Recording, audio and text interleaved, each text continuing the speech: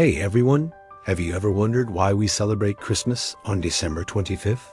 You might think it's a tradition that goes back to the very beginning, but the real story is so much more fascinating.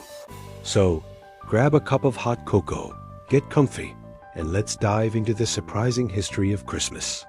Let's travel back in time, way back to the Roman Empire. The very first recorded Christmas celebration wasn't until December 25th, 336 AD. That's almost 1,700 years ago. We know this from an ancient document called the Chronograph of 354, which is basically like a Roman day planner. It's the earliest concrete evidence we have of people marking this specific day to celebrate the birth of Jesus. Pretty cool, right? A little note in a Roman calendar kicked off a global tradition. But here's a twist that might surprise you. For the first few centuries, early Christians didn't celebrate Jesus' birth at all.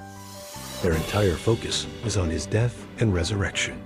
That's why Easter was, and for a long time remained, the most important festival in the Christian faith. The idea of a birthday party for Jesus just wasn't on their radar. So, what changed? And why pick December 25th? Well, there are a couple of major theories, and they both make a lot of sense. The first one is all about timing. December 25th falls right around the winter solstice. In ancient Rome, this was a huge party season. They had massive festivals like Saturnalia and the Feast of Sol Invictus, which means the unconquered sun, celebrating the rebirth of the sun as the days started getting longer. Some scholars believe that early Christians strategically chose this date to provide a meaningful Christian alternative. It was a way to say, you celebrate the rebirth of the sun? We celebrate the birth of the Son of God, the true light of the world. Early Christian thinkers also found deep symbolic meaning in the date itself. They had a belief that great prophets were conceived on the same day they died. Since they calculated that Jesus' crucifixion happened around March 25th, they reasoned that his conception must have also occurred on March 25th.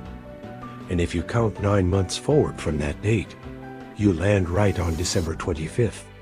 So for them, the date was filled with theological significance, connecting Jesus' birth directly to his ultimate sacrifice and purpose. So when you're decorating the tree or singing carols, remember that you're part of a tradition that's an incredible blend of faith, history, and ancient culture.